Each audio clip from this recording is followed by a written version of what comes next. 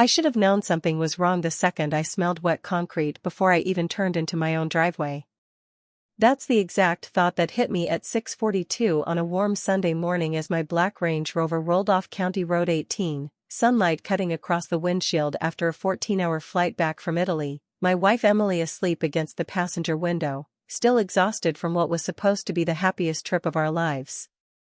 2 weeks earlier, we'd been standing on a balcony overlooking Lake Como, drinking overpriced champagne and laughing about finally taking time away after 3 straight years of nonstop work. I remember thinking life had finally slowed down for the first time in a decade.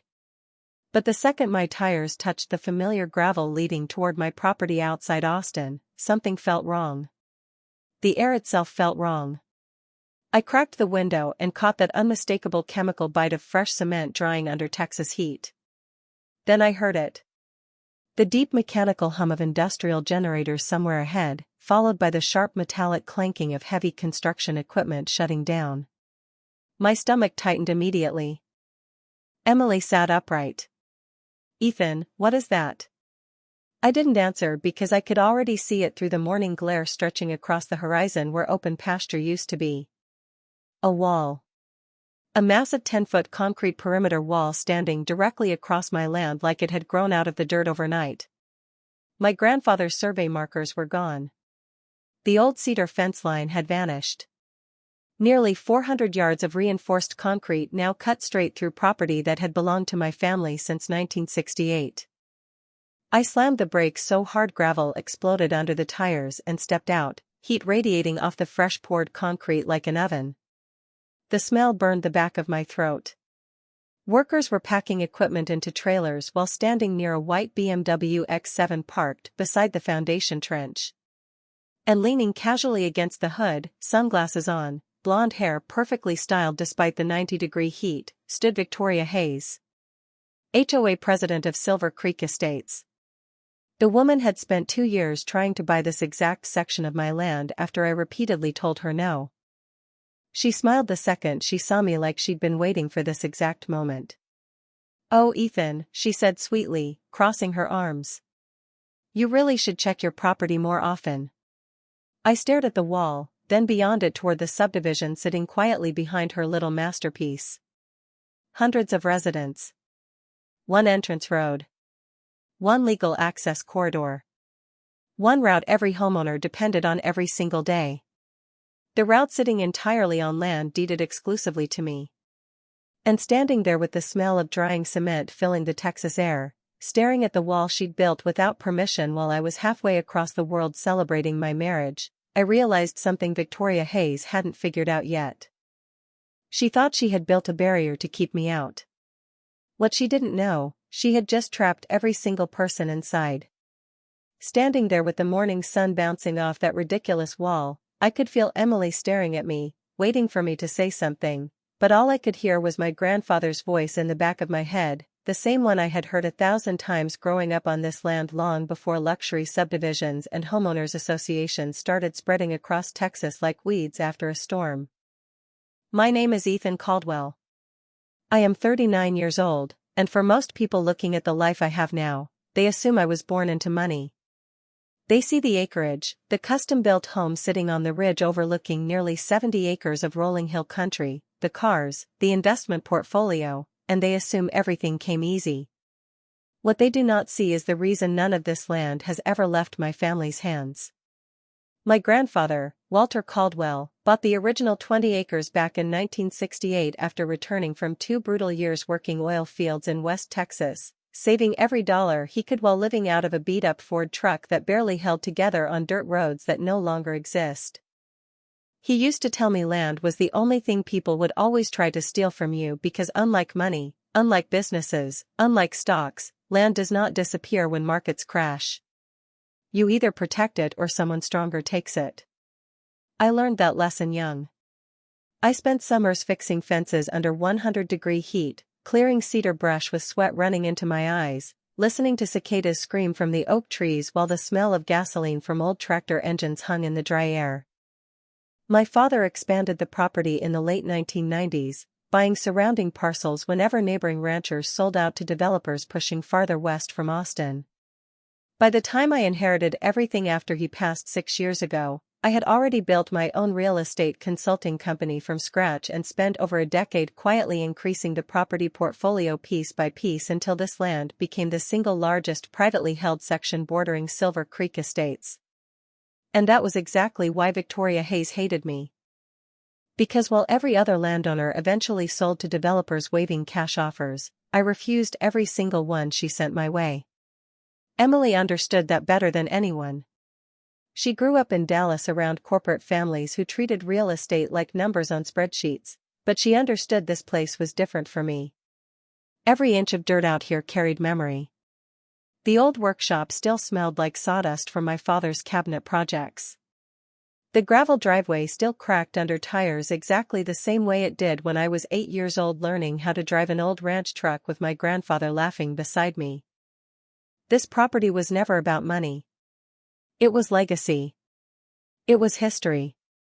And standing there now, staring at fresh concrete cutting through the middle of everything my family had spent 58 years protecting, I could already feel something cold settling into my chest because I knew one thing with absolute certainty. Victoria Hayes had not just crossed a property line. She had just stepped directly into a fight she was nowhere near prepared to win. Victoria Hayes had always been the kind of woman who believed confidence could replace legality, and unfortunately for everyone living inside Silver Creek Estates, that strategy had worked for her far longer than it should have.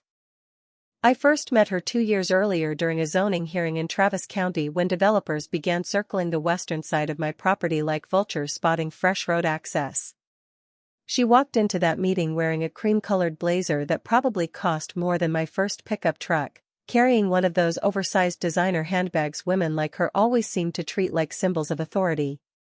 Perfect blonde hair, oversized sunglasses resting on her head despite being indoors, manicured nails tapping against a leather clipboard while she spoke to county officials like she owned the building.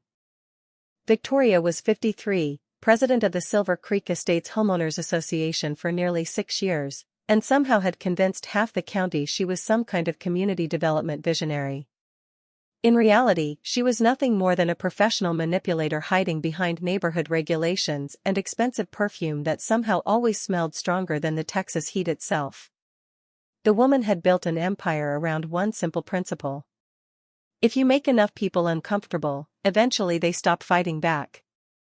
Over the last several years I had watched her quietly turn Silver Creek Estates into her personal kingdom. Residents got fined for mailbox colors. Lawn height violations were issued if grass exceeded 3 inches. She once threatened legal action against a retired schoolteacher because her flower beds supposedly disrupted neighborhood aesthetic consistency. Every decision somehow benefited Victoria financially. Her husband, Richard Hayes, sat on the County Development Review Board, which meant permit approvals often moved suspiciously fast whenever Silver Creek wanted expansion projects approved.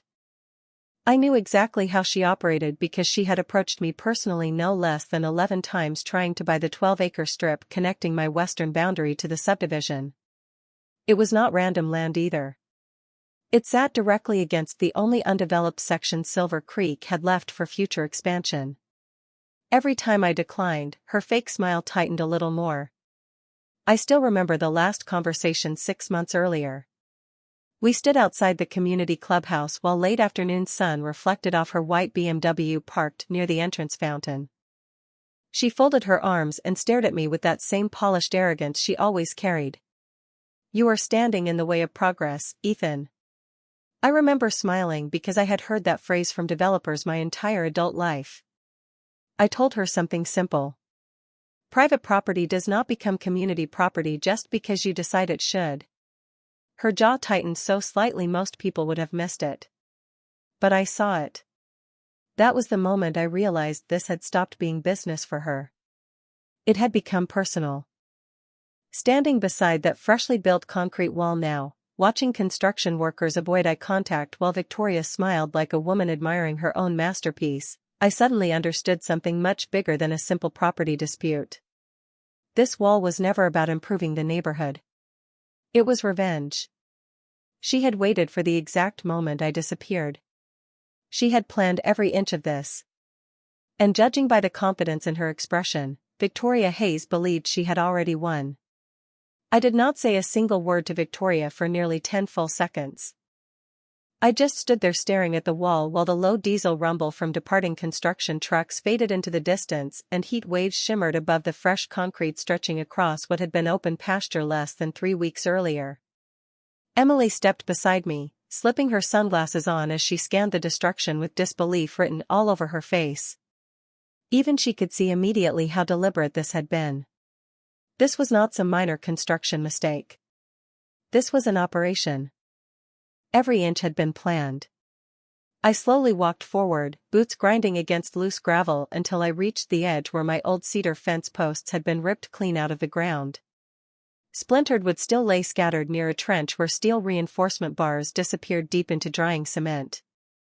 I crouched down and ran my fingers along the surface. Still warm. Maybe poured less than 12 hours earlier. Victoria followed behind me casually, heels clicking against packed dirt with that same maddening confidence she had worn every single time she tried forcing a land deal. "You have excellent timing," she said, removing her sunglasses. "We finished late last night." I stood up slowly and turned toward her. "Who approved this?" I asked. She smiled immediately, the kind of smile people wear when they think paperwork protects them from consequences. "Silver Creek Estates authorized an emergency perimeter expansion project approved through County Development Review." Hearing those words instantly made my stomach tighten. County Development Review meant Richard. Her husband had signed off on this.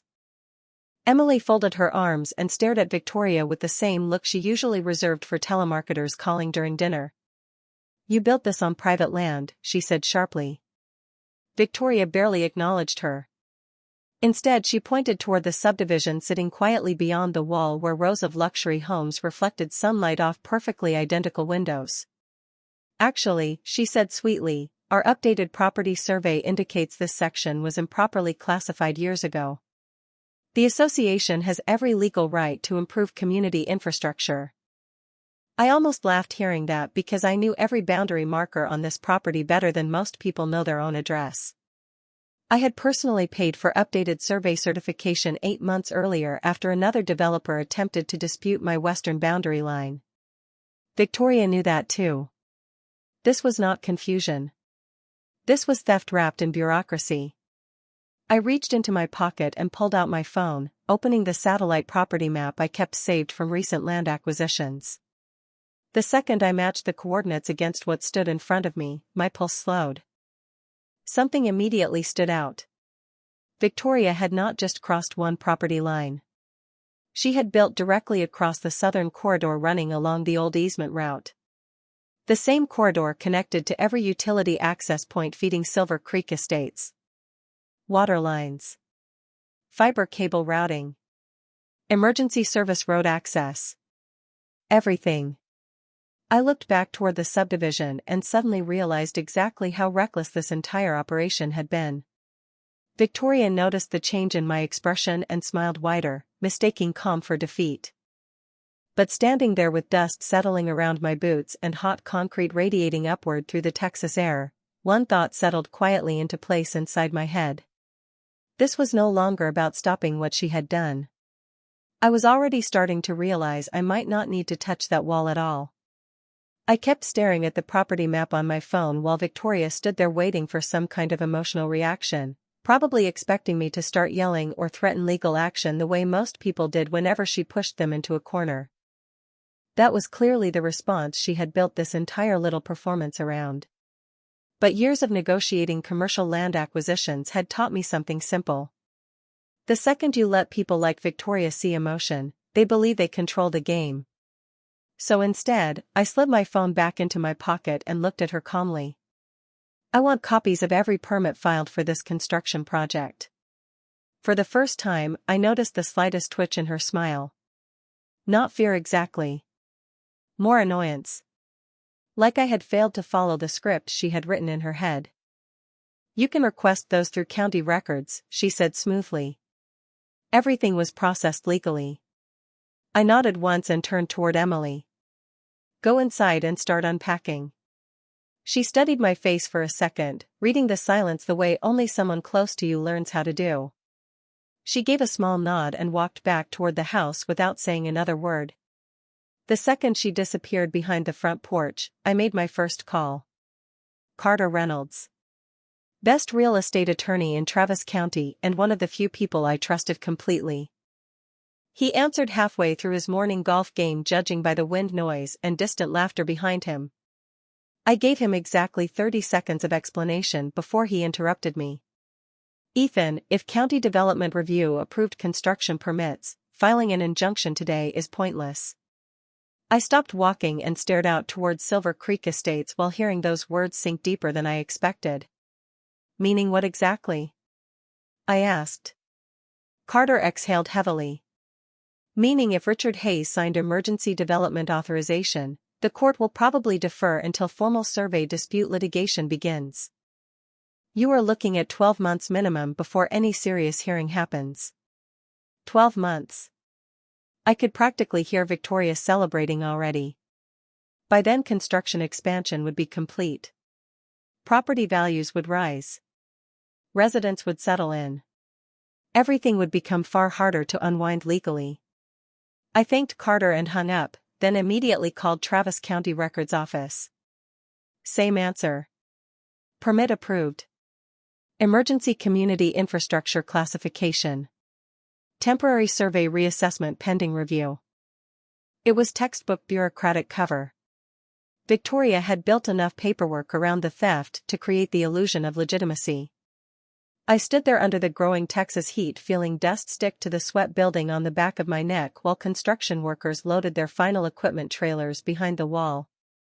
Then Victoria called out from near her BMW, voice dripping with satisfaction. You know, Ethan, she paused, adjusting her sunglasses. Sometimes fighting progress costs more than cooperation. I turned slowly and stared at her for several long seconds. Somewhere behind that wall I could hear lawn sprinklers clicking on inside Silver Creek Estates and the faint hum of neighborhood golf carts starting their usual Sunday morning routine. Everything looked perfectly normal. Calm. Controlled. Exactly the way Victoria liked her little kingdom. But after hearing Carter's warning and realizing the legal system had already been bent in her favor, something inside me shifted. Because this was the exact moment I understood I was not going to beat Victoria Hayes by fighting the system she controlled. If I was going to win this war, I needed to stop thinking like a businessman. And start thinking like a property owner who knew secrets buried in this land that nobody else remembered anymore. The next 3 days were exactly what Victoria Hayes wanted them to be. I watched from my kitchen window every morning with a mug of black coffee cooling in my hand while Silver Creek Estates transformed the section beyond that wall into a celebration of everything she thought she had won. Delivery trucks rolled through the subdivision nonstop, hauling decorative stonework, landscaping materials, and prefabricated steel entry frames for what looked like a new private access plaza. Workers moved back and forth under the relentless Texas sun while the constant beeping of reversing forklifts echoed across property that did not belong to them. I could smell freshly cut cedar mulch drifting through the air every afternoon, mixed with the chemical bite of fresh paint drying on new community signage they had already begun installing near the entrance corridor. Victoria was not slowing down. She was accelerating. That told me everything. She believed the permits made her untouchable. I stayed quiet. No more calls. No legal notices. No confrontation. I let her believe I had accepted defeat. Emily noticed immediately. By the second evening she found me sitting alone on the back porch, laptop open beside old survey maps spread across the cedar table my father built 15 years earlier. The warm evening air carried the low hum of crickets rising from the grass while distant generators continued running behind the wall. She stepped beside me and leaned against the porch railing. You are being too calm, she said quietly. I smiled without looking up. That is because I finally stopped paying attention to the wall.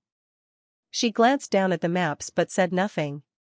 She knew better than to interrupt once I started digging through property records. Around midnight I drove out toward the western boundary fence line carrying a flashlight and an old set of county plats I had not touched in years.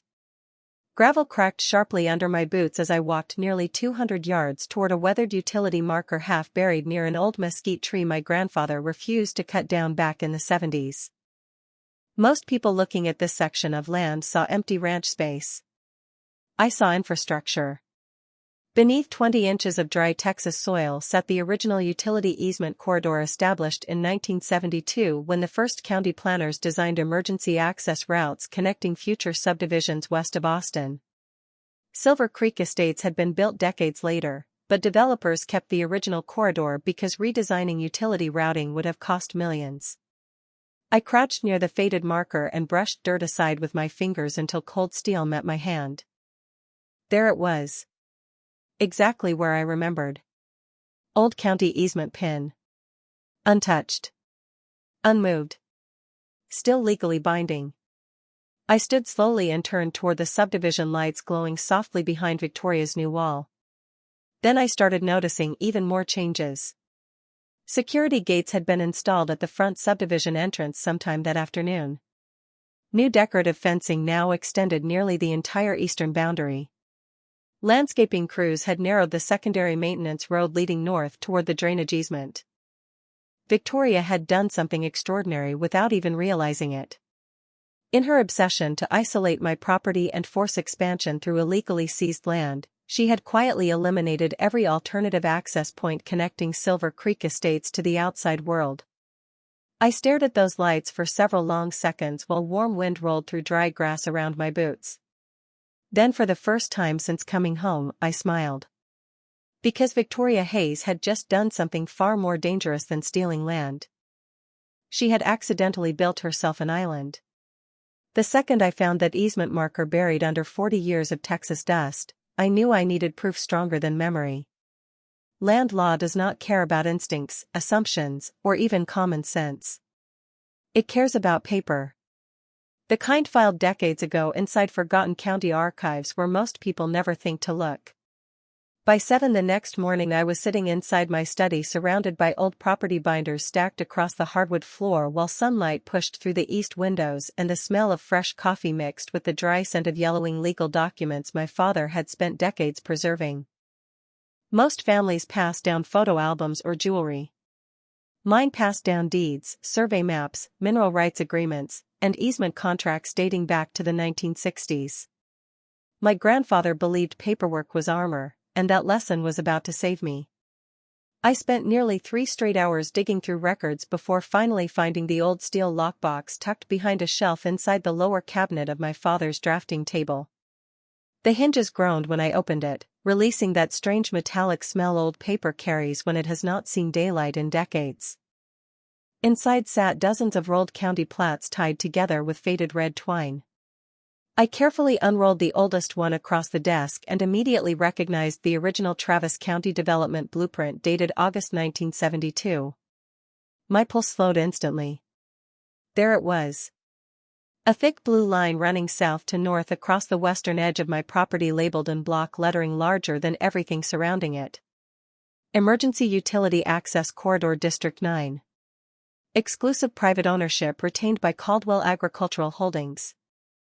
I leaned back in the chair staring at that one sentence for nearly 15 full seconds. Exclusive private ownership. They had never transferred it during later subdivision development because county planners at the time created a grandfather clause protecting agricultural families from eminent domain expansion.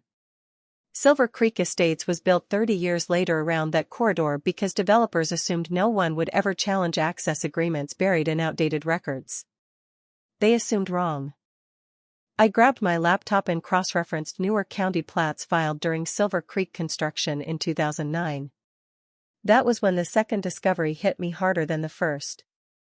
Victoria had narrowed the northern drainage route during recent landscaping modifications and sealed the western service road behind newly installed decorative fencing.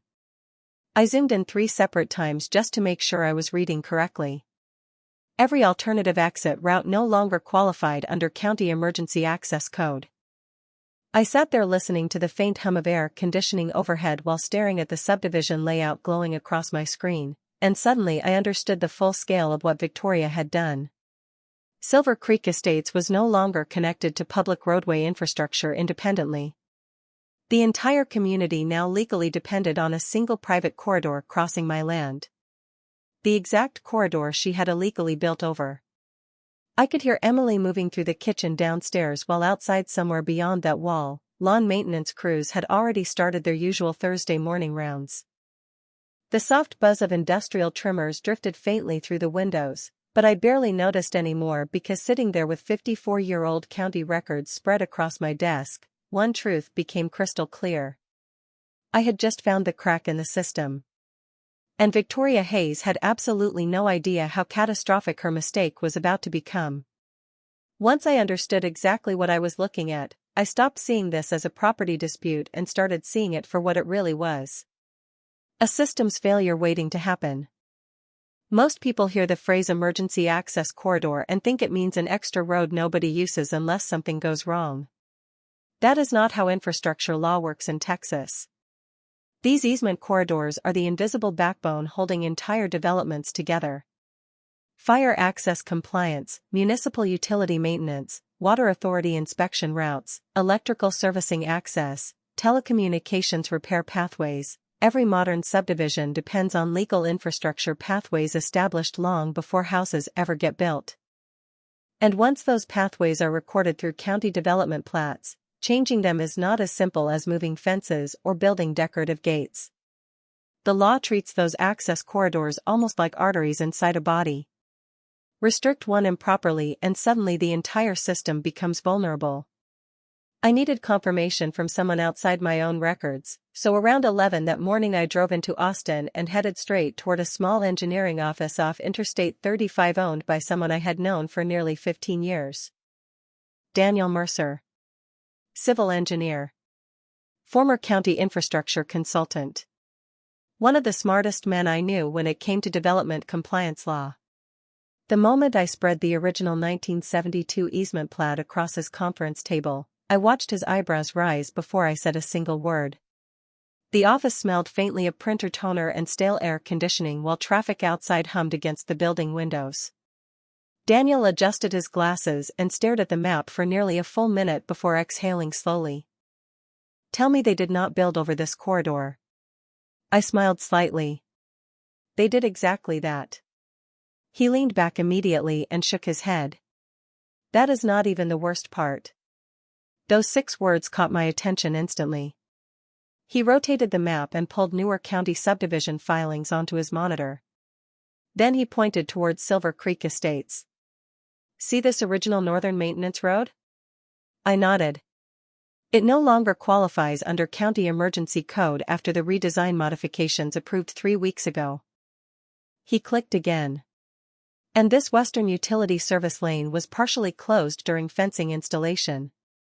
Another click. Meaning there is now only one legally recognized ingress and egress route remaining for the entire subdivision. I stared silently at the monitor while Daniel folded his arms. Ethan, if what I am seeing here is accurate, every homeowner inside Silver Creek currently depends on private infrastructure crossing your land to maintain legal occupancy compliance. I looked at him carefully. Meaning? He gave a dry laugh and slid the monitor toward me. Meaning if private corridor access is restricted by the legal owner, county emergency compliance regulations would classify that subdivision as temporarily landlocked until alternate infrastructure access gets approved. Landlocked. The word hit me like cold water. I sat back hearing the distant hiss of the office ventilation system while replaying every decision Victoria had made over the past week. She had rushed construction permits. Built directly across protected easement land. Installed decorative barriers narrowing alternate routes. Expanded fencing. Closed secondary service access. She had not just stolen private property. She had unknowingly severed every legal artery keeping Silver Creek connected to the outside world. Daniel looked at me for a long moment before speaking again. I do not know what exactly happened out there, he said quietly, but whoever approved that construction just made a mistake big enough to shut down an entire community. And sitting there with county maps spread across polished conference glass, I finally understood something beautiful. I was no longer defending my land. I had just discovered I controlled their entire future. I drove home from Daniel Mercer's office with the windows down and warm Texas air rolling through the cabin, carrying the smell of dry grass and asphalt baking under late afternoon heat while the entire shape of the situation finally began rearranging itself in my head. 3 days earlier I thought I had a property dispute. 2 days earlier I thought I had a corrupt permit problem. Now I understood I was holding something far more dangerous than legal leverage. I was holding infrastructure control over nearly 300 homeowners who had absolutely no idea their association president had just gambled with the one thing no subdivision can survive without: access. The moment I pulled into my driveway, I noticed Victoria had escalated again. New decorative limestone columns had appeared beside the freshly built wall where workers were now mounting polished steel signage reading Silver Creek Estates Private Entry Plaza. I sat inside the Range Rover for several silent seconds watching 2 landscaping crews spreading fresh sod directly over the portion of my property she had illegally absorbed into her little suburban empire. The arrogance almost impressed me. She was not slowing down because she believed I had surrendered. Good. That was exactly what I needed. I stepped out and immediately called Carter Reynolds again. This time I did not mention lawsuits or injunctions. I simply told him I needed a private meeting within the hour. 45 minutes later he arrived carrying a leather briefcase, stepping onto my back porch while evening sunlight cast long shadows across the pasture beyond the wall. The smell of cedar from the porch beams mixed with fresh coffee Emily had quietly set beside us before disappearing back inside. I spread every document across the table. Original 1972 easement plats. Updated county development filings. Daniel Mercer's infrastructure compliance notes. Carter said nothing for almost 4 full minutes while reading line by line. Then he slowly looked up at me with an expression I had never seen from him before. Genuine disbelief. "You understand what this means, right?" he asked quietly. I nodded once. "I think I do." Carter leaned back and exhaled sharply. "No. I do not think you fully understand." He tapped the old easement plat with one finger. "Ethan, if this corridor is legally yours and Silver Creek no longer maintains compliant secondary access routes, then every occupied residence in that subdivision currently depends on your private property to satisfy county ingress and egress regulations." I stared at him silently. He continued. "And if access becomes legally unavailable," he paused for emphasis, "occupancy compliance collapses immediately." I could hear the faint electric hum of new lighting systems turning on behind Victoria's wall while dusk settled across the property line. Families were probably eating dinner inside Silver Creek right now, completely unaware their own HOA had placed them inside a regulatory nightmare. Carter folded the final document carefully and stared directly at me. "I know retired judges. I know county inspectors. I know development lawyers. But before you do anything next," he said quietly, "you need witnesses." That single sentence settled into place instantly. He was right. This had moved beyond a private fight. I needed independent verification from people whose credibility could not be questioned once the fallout started. I looked toward the glowing subdivision beyond the wall where Victoria Hayes was probably celebrating another victory tonight. And for the first time since returning from Italy, I realized I was no longer reacting to what she had done. I had officially started building the counterattack. The following morning I stopped thinking like a victim and started operating like a man preparing a controlled demolition, except this time the structure collapsing would not be mine. By 6:30 the Texas sun had already begun warming the cedar siding outside the house and I could hear birds moving through the oak trees near the western pasture while the faint mechanical hum of irrigation systems drifted over from Silver Creek Estates beyond the wall. Life inside that subdivision looked peaceful. Perfect lawns. Morning joggers. Golf carts moving slowly between oversized driveways. Victoria had built an entire culture around appearances, and right now every resident believed their neighborhood was functioning exactly as intended. That illusion was about to become my greatest weapon. Carter arrived first carrying a thick legal binder and 2 black coffee cups balanced awkwardly in one hand. 15 minutes later, Daniel Mercer pulled into the driveway in his silver work truck with county engineering records stacked on the passenger seat. The final arrival came exactly 8 minutes after that. Harold Bennett, 71 years old. Retired Travis County Development Commissioner and one of the men who had personally overseen infrastructure zoning approvals throughout western Austin for nearly 3 decades. If anyone alive understood how county easement law functioned better than Harold, I had never met them. We sat together on my back porch overlooking the property line while warm wind moved through the dry grass carrying the sharp smell of recently cut sod from Silver Creek landscaping crews already working behind the wall. I laid every document across the cedar table in exact chronological order. 1972 easement agreements. Silver Creek subdivision plats. Recent permit approvals Richard Hayes had quietly signed during my honeymoon. Updated engineering compliance maps Daniel had prepared overnight. Harold adjusted his reading glasses and spent nearly 10 minutes reviewing everything in complete silence. Nobody interrupted him. Even Carter remained unusually quiet. Finally, Harold removed the glasses slowly and leaned back in the chair. "This is worse than I expected." Hearing that from a man who had spent 30 years managing county infrastructure disputes immediately told me how serious this really was. Harold tapped the permit approval documents with one weathered finger. "Richard Hayes should never have authorized construction here without mandatory corridor review."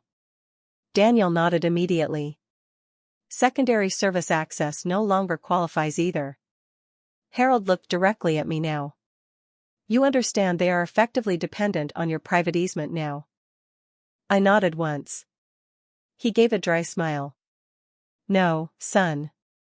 He paused carefully. "They are entirely dependent on your private easement now." That distinction mattered more than I expected. Entirely dependent. Not partially. Not temporarily. Completely. I stood and walked toward the edge of the porch, staring across the pasture where Victoria's wall stretched proudly against the morning sun while workers installed final decorative lighting near the new entry plaza. She was finishing everything. Perfect timing. Behind me I heard Carter closing his binder. "Legally speaking," he said calmly, "you are under absolutely no obligation to maintain unrestricted private access over land currently under unauthorized structural occupation." I stared at the subdivision for several long seconds while hearing children laughing somewhere behind the wall near the community pool. Then I smiled quietly because for the first time since this started, every piece had finally fallen into place. Victoria Hayes thought she had trapped me inside a losing legal battle. What she still did not understand was that I had already stopped playing defense. And by tomorrow morning, I was going to quietly lock the door she built around herself. At exactly 3:47 the next morning, the entire ranch was silent except for the distant hum of diesel engines slowly climbing the gravel road leading toward the southern easement corridor. I stood on the front porch wearing the same old work jacket my father used to wear during winter fence repairs, coffee warming my hands while the last traces of night still hung over the Texas hills. The air carried that familiar dry scent of cedar and dust that always settled before sunrise, but underneath it I could already smell fresh hydraulic oil drifting from the convoy approaching through the darkness. Right on schedule. 3 flatbed trucks rolled forward one after another carrying prefabricated steel barrier systems I had purchased 2 years earlier for a private industrial development project outside Houston that never moved forward. 8-foot reinforced steel panels. Hydraulic locking columns. Portable concrete anchor blocks weighing nearly 6,000 pounds each. Every piece perfectly legal. Every piece privately owned. Behind me, Emily stepped quietly onto the porch wrapped in a gray sweatshirt, still half asleep but already smiling because she finally understood exactly what I had been building toward all week. Across the property line beyond Victoria's precious wall, Silver Creek Estates remained completely asleep, rows of expensive houses sitting quietly under dim amber streetlights while sprinkler systems clicked rhythmically across manicured lawns. They had no idea what was about to happen. I walked down the gravel path toward the southern corridor where my contractor crew had already begun unloading equipment under portable work lights casting long shadows against the fence line. Metal chains rattled softly as hydraulic lifts lowered the first barrier section directly across the easement route connecting Silver Creek to County Road 18. Daniel Mercer stood beside the installation crew double-checking corridor coordinates while Carter Reynolds remained near his truck holding a stack of prepared legal notices. Nobody spoke much. We all understood precision mattered now. By 4:22 the first concrete anchors had been positioned and steel locking columns secured permanently into place. I stepped back, boots crunching against loose limestone while cool morning air mixed with the sharp metallic smell rising off freshly installed steel. Behind us the final hydraulic gate slowly lowered into position with a heavy mechanical hiss before locking against reinforced side columns with a deep hollow clang that echoed across the pasture louder than I expected. Done. Legally sealed. Private access terminated. I checked my watch. 4:29. Perfect. Less than 20 minutes later the first sign of chaos began exactly where I expected. A black luxury SUV rolled slowly toward the main subdivision exit before suddenly stopping in front of the newly installed barrier system blocking the corridor completely. Brake lights glowed bright red against the darkness. Seconds later another vehicle pulled behind it. Then another. By 4:45 I could already hear distant car horns beginning to echo faintly from beyond Victoria's wall. Drivers stepping out. Flashlights moving. Confused voices carrying across open land while more vehicles continued stacking behind the growing line trapped inside Silver Creek Estates. Somewhere inside that subdivision, Victoria Hayes was probably still asleep in her oversized house believing everything remained exactly under her control. I stood there with cool morning wind brushing against my face while watching headlights begin multiplying rapidly behind the locked steel barrier. And for the first time all week, I allowed myself to enjoy the silence right before panic begins. By 5:15 the quiet suburban perfection inside Silver Creek Estates had completely collapsed into confusion. From where I stood near the steel barrier, I could see headlights stacking deeper along the internal roadways as residents kept attempting to leave for work, school drop-offs, morning commutes, completely unaware that the single legal artery connecting their neighborhood to the outside world no longer existed. Car horns started overlapping in impatient bursts that bounced off Victoria's concrete wall and echoed across the pasture like a badly tuned orchestra. The first person reached the barrier at 5:23. A man in a navy business suit stepped out of a black Mercedes sedan and immediately began examining the steel locking columns with the same expression people get when reality suddenly stops making sense. Within minutes more residents joined him. Some still holding coffee tumblers. Some in gym clothes. Several staring at the concrete anchors like they expected them to disappear if they looked hard enough. Then right on schedule, Victoria arrived.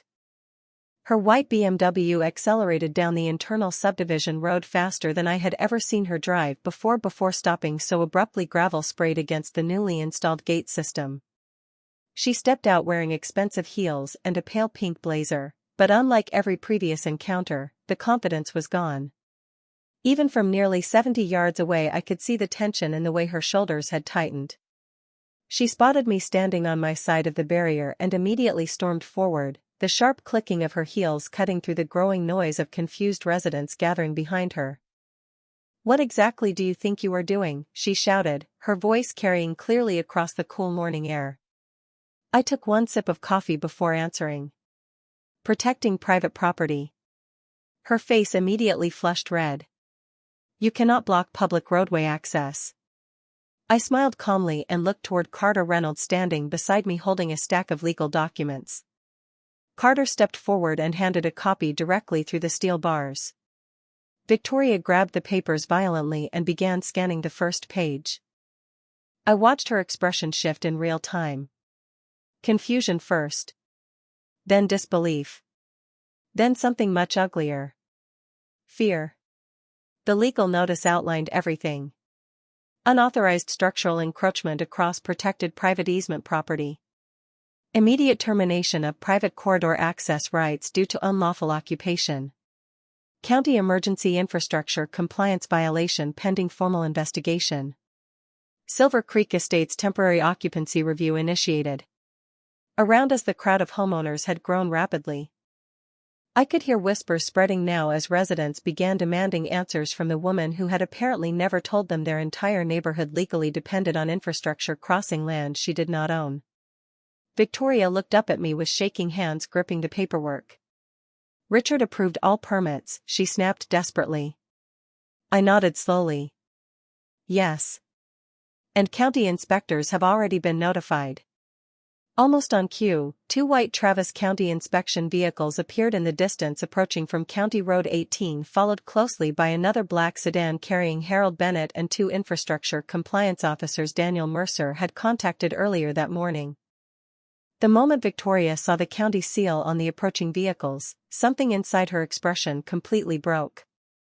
Behind her, the crowd had stopped staring at the barrier entirely. Now they were staring at her. And standing there while the first rays of sunrise reflected off the wall she had illegally built on my land, I realized the most satisfying part was not watching the plan work. It was watching the exact second Victoria Hayes finally understood she had just trapped herself inside the consequences of her own arrogance. 3 weeks later, I stood in the exact same spot where I had first smelled fresh concrete after coming home from Italy, except now the only sound cutting through the warm Texas afternoon was the slow rhythmic crunch of demolition equipment tearing apart the wall Victoria Hayes had worked so hard to build. Huge sections of reinforced concrete collapsed one slab at a time onto the dirt where my grandfather's original fence line once stood, each impact sending dry dust drifting across the pasture in soft gray clouds that shimmered under the afternoon sun. The county investigation had moved faster than even Carter expected. Once infrastructure compliance officers confirmed Silver Creek Estates had lost all legally recognized emergency access routes, everything unraveled almost instantly. Richard Hayes was formally removed from county development review pending an ethics investigation tied to unauthorized permit approvals.